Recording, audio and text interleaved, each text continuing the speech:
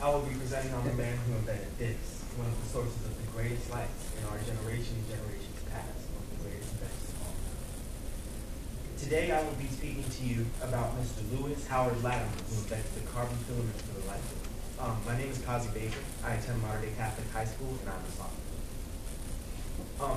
Before we talk about Lewis Howard Latimer, we have to talk about his father. His name was George Latimer, and he was a slave.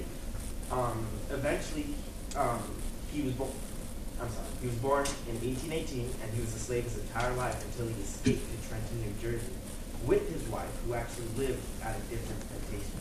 He was married as a slave, and he stayed married his entire life. While he was escaped, he was actually captured and brought back to the South, where he was able to actually buy his freedom with money he had saved up.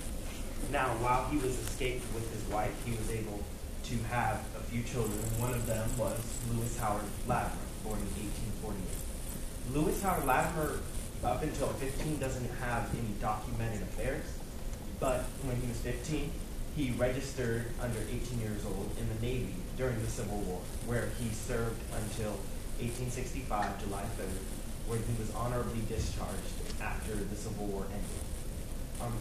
After he was done in the Navy, he became an office boy for a law firm, where he was working for $3 a week doing various manual labors. And this is where he learned his passion for drafting and designs, where he eventually started watching people drawing their different patents down, and he learned how to do it himself. And eventually his superiors took notice, and they hired him as head draftsman for $20 a week. His career started off slow, but his big break came when Alexander Graham Bell and him cooperated in order to design the patents for the telephone. And yes, this is the telephone, which was Alexander Graham Bell's greatest and most known invention. This was Lewis Howard Latimer's first big success until he was hired at U.S. Electric, which was the rivals of Thomas Edison Electric, which was headed by the famous or infamous Thomas Edison, depending on which way you look at it. Lewis Howard Latimer ended up patenting the carbon filament for which Thomas Edison was so famous for in 1881, before Thomas Edison. And eventually he was actually hired by Edison, which seemed to be some type of compensation, because later the same year, Edison permanently borrowed his inventions. He had two children, Emma and Louise Latimer.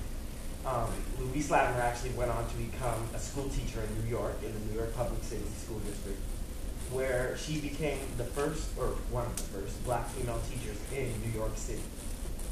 This is an accomplishment in itself, and Louis Latimer is still known for this today.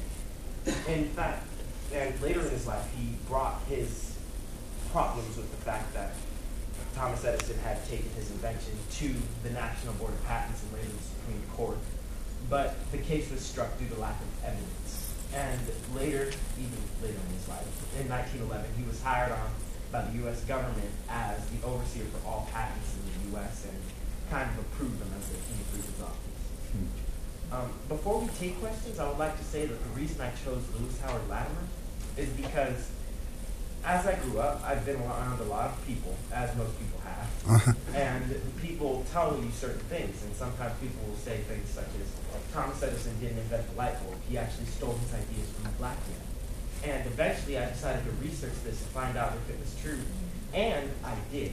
And I found that this man was incredibly inspirational, because not only did he invent his light bulb, but he also tried to defend it, and even though he wasn't able to successfully defend it, he still kept his heart and he kept doing what he loved to do.